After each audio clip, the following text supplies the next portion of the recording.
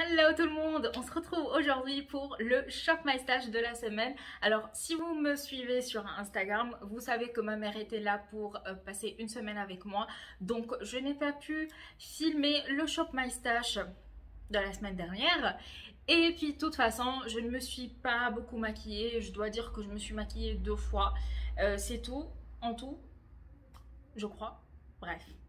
Sans plus tarder, on commence par le feedback sur les produits et après on passe au Shop My Stash. C'est parti. Je commence par la CC Water à la Centella de chez Herborian. Alors, vous savez que ça a été un flop total pour moi cette CC Water puisque elle ne fait rien sur ma peau. Bref, donc j'ai décidé de l'utiliser en tant que base. En fait, je l'ai utilisée comme une base sur les bases.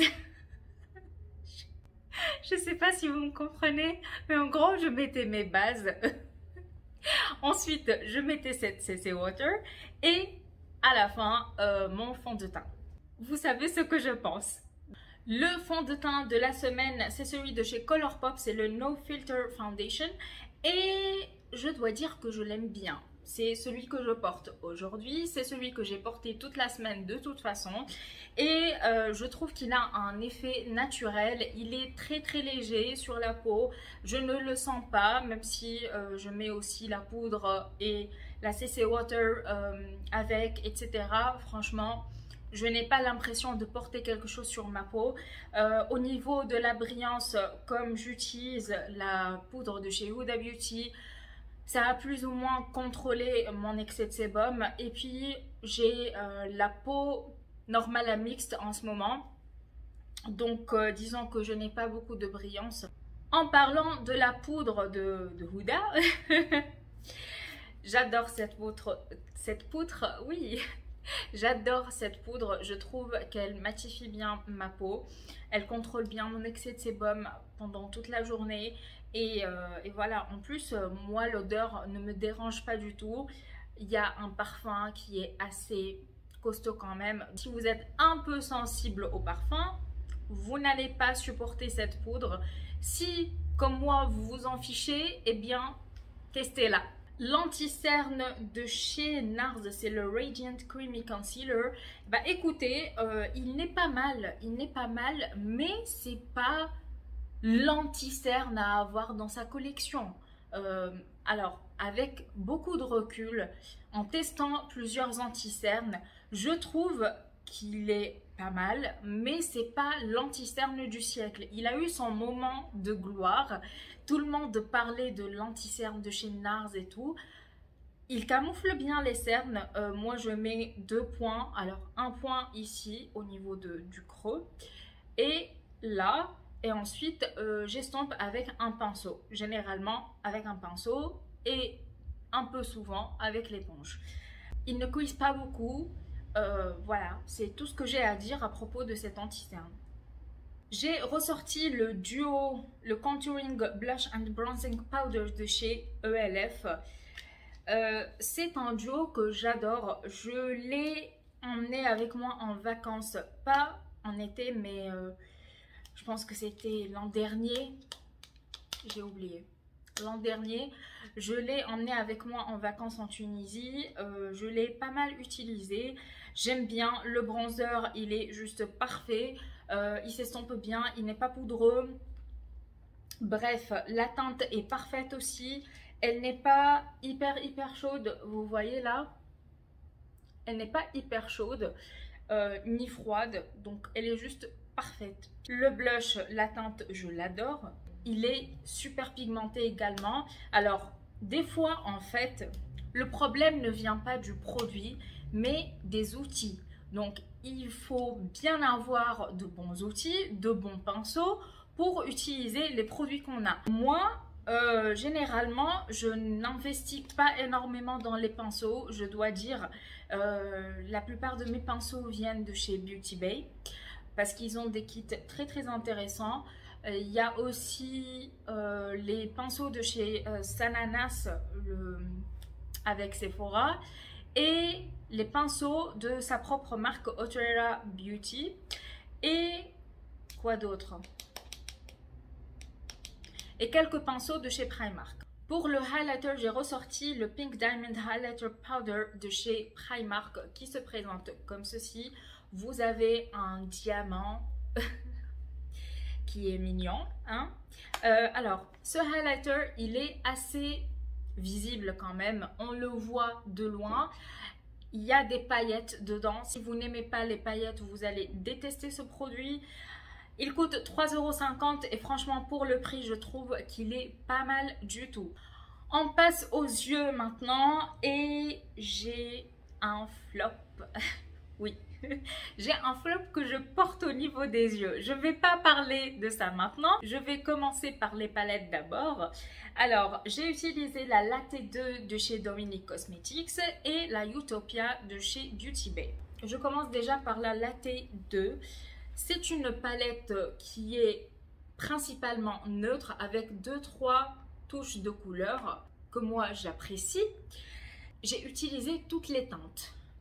Des fois, je mets uniquement les teintes marronnées. Des fois, je mélange les deux ou je mélange les deux palettes ensemble. Je vous mettrai des visuels comme d'habitude juste ici pour que vous ayez une petite idée de ce que j'ai fait au cours de la semaine. Et puis de toute façon, je partage avec vous le look du jour sur Instagram. J'écris Makeup of the Day. Voilà. Les fards de chez Dominique Cosmetics ne sont pas les meilleurs fards du monde. Ils ne sont pas les fards qui se travaillent le plus facilement.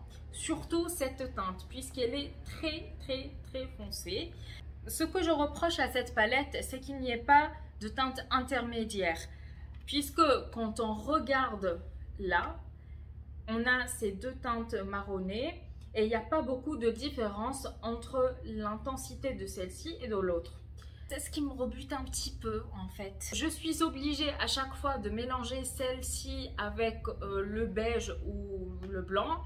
Aujourd'hui, j'ai changé un petit peu. J'ai mis la teinte Cafecito avec celle-ci qui s'appelle Blonde Roast. C'était juste pour avoir une petite base plus transparente que le bleu que j'ai mis aujourd'hui. Les irisés sont très poudreux.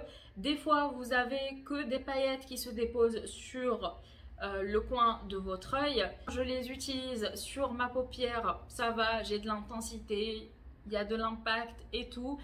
Il n'y a aucun souci. Par contre, ça m'arrive d'avoir uniquement des paillettes au niveau du coin interne de l'œil. La Utopia de chez Beauty Bay, j'ai utilisé presque toutes les teintes, sauf la sirène, le Blaze qui est ici. J'ai essayé de faire des make-up assez colorés cette semaine et franchement, c'est un coup de cœur cette palette. J'ai fait des make-up colorés, soit je mettais vraiment les couleurs en tant que fard de transition, etc. Soit je mettais une petite touche de couleur en mettant un eyeliner. C'est de la bonne qualité. Je n'ai pas eu de soucis au niveau de l'estompage. J'estompe très vite. Vraiment, j'étais scotchée par la vitesse de l'estompage. Il n'y a pas eu de chute. Bref, j'ai adoré cette palette. Et je ne regrette pas du tout d'avoir craqué. On commence déjà par les deux premiers que j'ai adoré utiliser. Le premier, c'est celui de chez Natasha Denona, le Chromium Liquid Eyeshadow. Je ne sais pas si vous pouvez le trouver encore. C'est la teinte Dogban ou Dogbane, je ne sais pas. Bref. Et l'autre fard, c'est celui de chez Urban Decay en teinte Solstice. Alors, celui-ci, c'est un fard foiled. Ça veut dire que la base est transparente avec des effets duochrome. Et c'est un fard que j'adore. Voilà. Regardez-moi la lumière. C'est un fard que j'utilise à tout bout de champ, comme on dit. C'est-à-dire que je sais pas quoi mettre, et ben je mets ce fard là et il fait toute la différence. Celui de chez Natasha Denona, il est intense, il est plus ou moins opaque. On peut avoir une intensité correct. On passe au flop du jour. C'est un fard de chez Lethal Cosmetics. C'est une marque allemande. Et c'est en teinte Payload. J'ai une autre teinte qui est plus estivale. Je ne vais pas la ressortir maintenant. Mais je vais vous donner mon avis sur celui-ci. Déjà, le premier souci, il n'est pas opaque. Aujourd'hui, je l'ai utilisé et mon Dieu, mais ça m'a pris une éternité à mettre ce fard. J'étais désespérée. J'ai mis une première couche avec un pinceau plat. Ensuite, c'était transparent. Je me suis dit que je voulais avoir de l'impact, donc il fallait que je remette une deuxième couche. Quand j'ai voulu mettre une deuxième couche, ça déplaçait la première couche. Et ça a commencé à sécher du coin externe. Donc, il fallait que j'estompe le plus vite possible pour qu'il n'y ait pas de démarcation. Il y a eu de la démarcation quand même, donc c'est pas beau. De loin, oui. De près, non. Mais franchement, c'est une horreur. C'est dommage, hein, c'est dommage, mais regardez-moi ces reflets. J'ai utilisé ces deux crayons-là de chez Primark en teinte blanche et l'autre en teinte plus chère. Ils ne sont pas hyper crémeux. Voilà, ils marquent bien en fait. Alors, il n'y a que le blanc qui se voit, mais il y a aussi la couleur chair qui ressemble un peu à ma couleur de peau. Donc, c'est pour ça que vous ne la voyez pas très bien. Quand je les mets au niveau de ma muqueuse, ils sont pigmentés. Ils n'arrachent pas les yeux. En fait, il y a des fois des crayons que vous devez travailler encore et encore pour avoir de l'intensité au niveau de la muqueuse. Mais ce n'est pas le cas de ces deux-là. Ensuite, celui-ci de chez Urban Decay, c'est un liner en teinte Stage Dive. Et je ne l'ai pas utilisé cette semaine. J'ai complètement oublié. Donc, je vais le garder dans le Shop My Stash de la semaine qui arrive. Comme ça, je pourrai vous montrer quelques maquillages que j'ai réalisés avec. Et enfin, ça fait presque 30 minutes que je parle. On a le crayon à sourcils de chez Wet n Wild. Je pensais que c'était un liner, mais en fait, c'est un crayon à sourcils. On a la première partie du crayon, qui est le crayon, tout simplement. Alors, c'est un crayon qui est assez gros. La mine n'est pas fine, en gros. C'est ça. Voilà. La mine n'est pas fine, hein. Mais il marque super bien. J'ai fait mes sourcils avec aujourd'hui. Je l'ai utilisé toute la semaine et sincèrement, je suis fan du rendu. Ensuite, la deuxième partie du crayon, c'est le goupillon et je trouve qu'il est utilisable, qu'il est utile. Des fois, on a des goupillons avec les crayons qui ne sont pas du tout utilisables et on ne sait pas pourquoi on le met avec. On paye plus cher pour rien du tout. Celui-ci, pour le coup, on paye le bon produit avec le goupillon en plus. Voilà pour le feedback de la semaine. Je vous laisse avec le Shop My Stash. C'est parti. Avant de commencer, je me suis rendu compte que j'ai oublié de vous parler de ce rouge à lèvres de chez Guerlain. En fait, c'est un rouge à lèvres en raisin et voici la teinte. Elle est super belle. C'est un nude qui est un poil rosé. Je le trouve crémeux, opaque. Bref, il a tout ce que j'aime dans un rouge à lèvres en raisin. C'est parti, on commence par la base. Et je sais pas quoi choisir, les amis. Sephora. Ah bah écoutez, je vais la ressortir. Si vous me suivez et si vous avez regardé ma dernière vidéo avec ma mère, vous savez qu'elle adore cette base. C'est la Beauty Amplifier Glow base unifiante éclat de chez Sephora. Je pense la ressortir pour cette semaine. Pour les fonds de teint, je sais pas quoi choisir non plus. Ça, je pense que je vais mélanger deux fonds de teint. Alors, je commence déjà par le Révolution Pro. C'est le Full Coverage Camouflage Foundation en teinte F2 qui est un peu clair pour moi. Ah oui, c'est bon, j'ai trouvé. J'ai ce stick, c'est un fond de teint stick de chez Bobbi Brown et il est dans une teinte très foncée. Voilà, quand je bronze, je l'utilise. Cette année, j'ai pas beaucoup bronzé, donc je n'ai pas pu le porter. Et donc, je vais les utiliser ensemble. Je vais ressortir le Make Up Forever Ultra HD Anti-Cerne longue tenue et capteur de lumière. Et ben, il en a des promesses, cet anti-cerne. On va le mettre dans le Shop My Stash de la semaine. La poudre maintenant. J'ai envie de ressortir la poudre de chez Zoeva qui est la Finishing Powder en teinte Dazzling.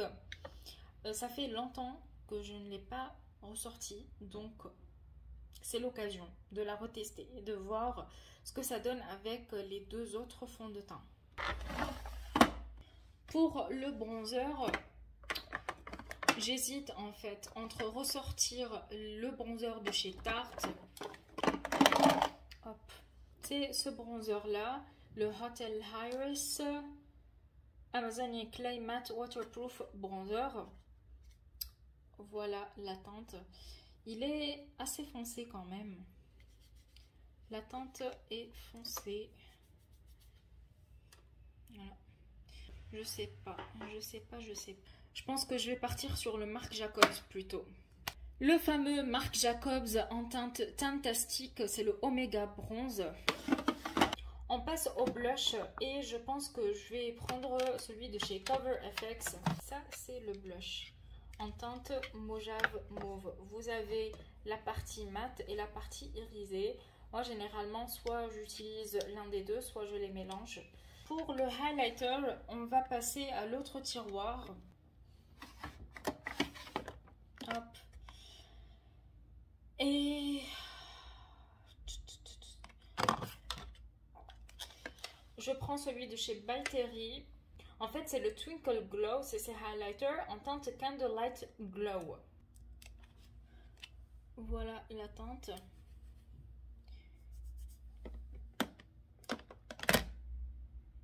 Et voilà la lumière qu'il dégage. Il est doré. On le met dans le Shop My Stash. On a tout pour le teint. On passe maintenant au rouge à lèvres. Cette fois-ci, je vais prendre cette teinte qui est un petit peu plus rosée que l'autre. Alors, celui-ci, il est dans la gamme Kiss Kiss Tender Matte. Donc, c'est un rouge à lèvres mat. Et l'autre, par contre, c'est juste la gamme Kiss Kiss. Cette fois-ci, je vais choisir deux rouges à lèvres. Le deuxième, c'est celui de chez Dominique Cosmetics. Voilà, il est plus nude, plus marronné que l'autre. On passe aux palettes et je vais choisir deux palettes dans les tons de l'automne. Je pense partir sur la Desert Dusk de chez Huda Beauty. C'est l'une des palettes que j'ai citées dans ma dernière vidéo sur les palettes. Et franchement, je l'ai pas mal utilisée. Je vais la ressortir pour ces beaux jours d'automne. Une autre palette automnale.